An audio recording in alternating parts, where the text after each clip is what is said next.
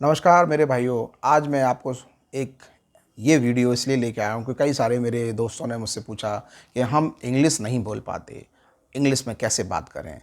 तो मेरे दोस्तों, आपको सबसे पहले मैं यहाँ बताना चाहूँगा कि हम हिंदुस्तान में रहते हैं और हिंदुस्तान में सबसे बड़ी ताकत जो है वो है उसका विश्वास। और हर एक व्यक्ति के अंदर यहाँ पर विश्वास कूट कूट के भरा हुआ है। लेकिन इस विश्वास के चलते सबसे पहले आपको कुछ चीज़ें अपने दिमाग से निकालनी होंगी, क्योंकि भरे हुए घड़े में पानी नहीं डाला जाता, क्योंकि वो पहले से ही भरा हुआ होता है। तो अगर आपको इंग्लिश सीखनी है तो सबसे पहले आप इंग्लिश की जो स्टेटस है उसको दिमाग से निकाल दीजिए, क्योंकि इंग्लिश स्टेटस को रिप्रेजेंट अगर करता है तो फिर हर व्यक्ति उसको नहीं ले सकता। लेकिन इंग्लिश एक स्टेटस नहीं, स्टेटस को रिप्रेजेंट करने वाली चीज़ है। ठीक है ना? तो इसके लिए सबसे पहले इंग्लिश को स्टेटस वाइज दिमाग से निकाल दीजिए। इंग्लिश को ऐसे समझिए कि एक आम भाषा है, जैसे हम लोग हिंदी बोलते हैं। ठीक है ना? गांव का आपने एक व्यक्ति देखा होगा, वो गांव का व्यक्ति चाहे भले ही लिखना ना जानता हो, लेकिन बोलना उसको आता है। बहुत अच्छा बोलता है और इतना अच्छा बोलता है कि एक प्रधान बन जाता है, एक नेता बन जाता है। तो ज़रूरी नहीं है कि आपको लिखना नहीं आता तो बोलना भी नहीं आता। बोलना ईश्वर की दी हुई एक कला है जो हर व्यक्ति को आती है, पर कैसे बोलनी है, कब बोलनी है, कहाँ बोलनी है, ये आर्ट है। इंग्लिश भी एक भाषा की तरह है। कोई अच्छी बोलता है, कोई बहुत अच्छी बोलता है, कोई इतनी अच्छी बोलता है कि कुछ समझ में ही नहीं आता है। तो ऐसी इंग्लिश से क्या फ़ायदा कि अगर कोई भी आम आदमी उसको समझ ना सके। हमें यहाँ पर किसी को रिप्रेजेंट नहीं करना कि हम बहुत बड़े 30 मार्क का हैं, हम बहुत अच्छी इंग्लिश जानते हैं। इंग्लिश एक भाषा है और एक ऐसा माध्यम है, एक ऐसा मीडियम है जिससे आप अपनी फीलिंग्स, अपनी बात को किसी भी सामने वाले को बड़े आसानी से समझा सकें। जैसे कुछ लोग बैंक्स में काम करते हैं, कुछ लोग बहुत अच्छी जगह पे काम करते हैं, उनको इंग्लिश बहुत अच्छी आती है और मान लो उनको सर्वे करने किसी गांव क्षेत्र, ग्रामीण क्षेत्र में जाना है, तो वहाँ तो वो इंग्लिश बोलेंगे तो कुछ पल्ले ही नहीं पड़ेगी। तो फिर क्या फ़ायदा उस कम्युनिकेशंस का, क्या उस बातचीत का फ़ायदा। आपको संतुष्टि तो जब आनी चाहिए जब आप अपनी बात को आसानी से कह पाएँ।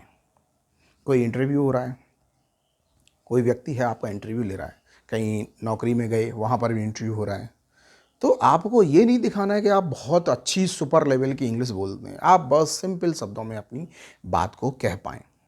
इसके लिए सबसे पहली चीज़ ये है, मैं आप लोगों को सीख देना चाहूँगा कि जो व्यक्ति जितनी ज़्यादा गलतियाँ करेगा उतनी ज़्यादा अच्छी इसकी इंग्लिश होगी, क्योंकि जो गलतियाँ करता है वही सीखता है। आप 4 सेंटेंस 10 सेंटेंसों को रट कर कभी इंग्लिश नहीं बोल सकते। ठीक है ना? सबसे पहले आप जो है ये देखिए कि बचपन से लेके अभी तक आपने अपने आप को हिंदी मीडियम स्कूलों में पढ़ा है। जब हिंदी मीडियम स्कूलों में पढ़ा है तो सारे सब्जेक्ट हिंदी में, एक सब्जेक्ट इंग्लिश में होता है।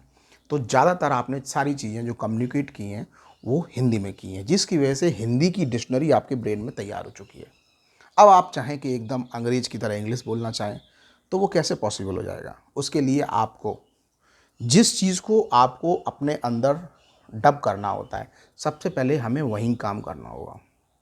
मैं एक नियम बता देता हूँ, जिस चीज़ में आपको सबसे ज़्यादा कमज़ोरी फ़ील होती है, सबसे ज़्यादा आप उसी पे काम करें, वही आपकी ताकत बन जाएगी। तो उसके लिए क्या करें, आप ज़्यादा से ज़्यादा आप अपनी इंग्लिश की वर्ड्स को कलेक्शन करना करें। आप छोटे-छोटे शब्दों से इंग्लिश बोलना स्टार्ट करें, सीधे एकदम सेंटेंस ना बनाएँ। कभी किसी सेंटेंस को दिमाग में रट के ना बोलें, जो बस मुँह में है उसको बोलना है, क्योंकि मुँह में वही निकलेगा जो दिमाग में होगा। तो छोटे-छोटे हर एक सेंटेंस को पकड़ें। घर में जितनी भी चीज़ें हैं, ज़्यादातर कोशिश करें कि आप उसके इंग्लिश वर्ड को याद करें और आपके ब्रेन में पता होना चाहिए। हर वर्ड को, जो भी आपके घर में आस-पास चीज़ें दिखती हैं उसको इंग्लिश में बोलने की कोशिश करें, उस शब्द को।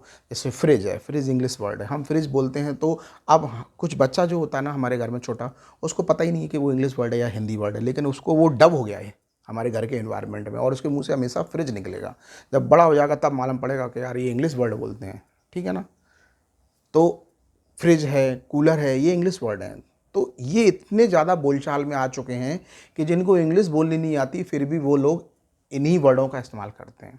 तो आप ज़्यादा से ज़्यादा क्या किया करें, आप ज़्यादा से ज़्यादा इंग्लिश संग्रह अपना तैयार करिए, इंग्लिश की वोकैबुलरी तैयार करिए। वो नहीं जो किताबों में मिली होती है कि ले आए मार्केट से उठा लाए ऑक्सफोर्ड की डिक्शनरी और फलां डिक्शनरी और ये डिक्शनरी और वो डिक्शनरी और लेके रटने में लग गए।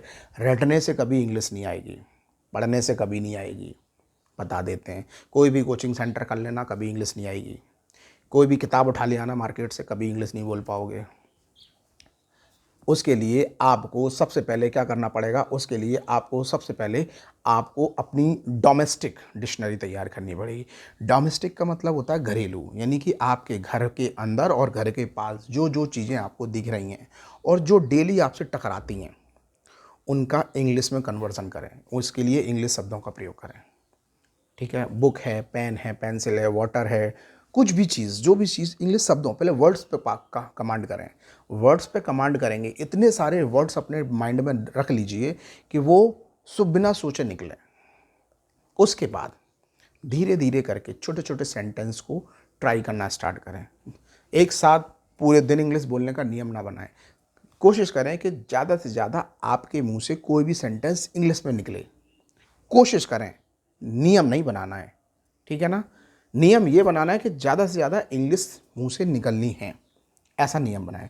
धीरे धीरे और सुनने की कोशिश करें।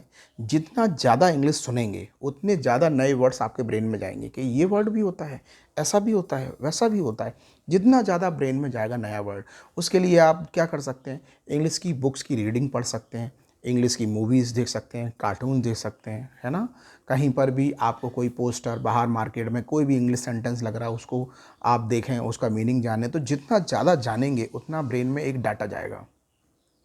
और जब तक ये डाटा हिंदी और इंग्लिश के बैलेंसिंग कंडीशन पे नहीं आएगी, तब तब तब तक आपके अंदर ये डर रहेगा। जिस दिन आपका वोकैबुलरी वर्ड, सेंटेंस वर्ड इतना ज़्यादा हो जाएगा कि माइंड में बहुत सारी डिक्शनरी वर्ड्स तैयार हो जाएंगे, निश्चित मानिए आपके मुंह से इंग्लिश ऑटोमेटिक निकलेगी। आपका ब्रेन खुद बोलेगा कि अब तो मैं ये बोल दूंगा, आसानी से बोल दूंगा, ये तो मैं आराम से बात कर लूँगा।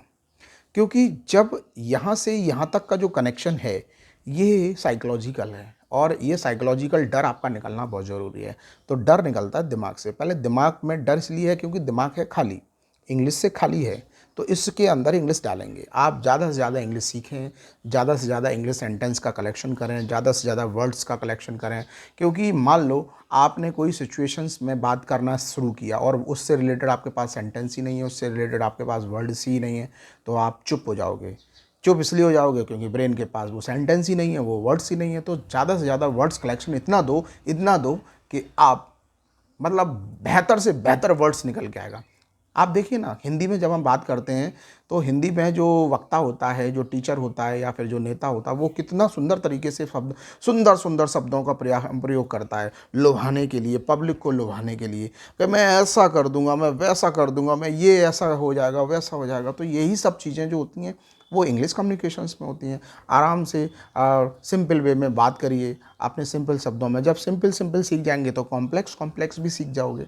लेकिन ये हो जब ही पाएगा जब आप बोलेंगे, और जब बोलेंगे तो उतनी ही गलतियां करेंगे। गलतियों से डरे नहीं। जब तक गलती नहीं करोगे इंग्लिश नहीं बोल पाओगे। मैं तुम्हें बता रहा हूँ, आपको ये डर निकाल देना है कि मतलब मेरा सेंटेंस गलत हो जाए। अरे होगा, सेंटेंस तो उसी का ही गलत होगा जो सीखना चाह रहा है। तो आप गलती करें और गलती करने के बाद उस गलती को सुधारें, फिर गलती करें, फिर गलती करें, फिर सीखें, फिर बोलें, फिर सीखें, फिर बोलें, फिर सीखें। देखो ये गलती एक ना एक दिन आपको जीत में बदल देगी और आपके इंग्लिश सेंटेंस एकदम सुंदर और सही निकलेंगे और आप बहुत अच्छे इंग्लिश के लिसनर और स्पीकर दोनों ही बन जाएंगे। ये मेरा वादा है। Thank you.